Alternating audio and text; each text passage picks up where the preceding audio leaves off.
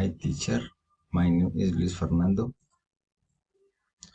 I will introduce my daughter. She is my daughter Valentina.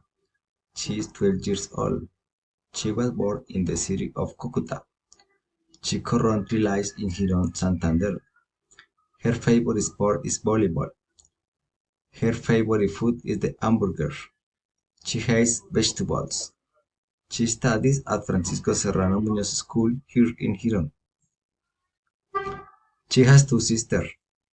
Her favorite colors are burgundy and pastel pink. Her favorite animal is the panda bear. She has a pet, a little dog named Mia. Her favorite hobby is traveling to the towns of Santander and visiting new places. Her favorite series on Netflix is Wednesday. Thank you.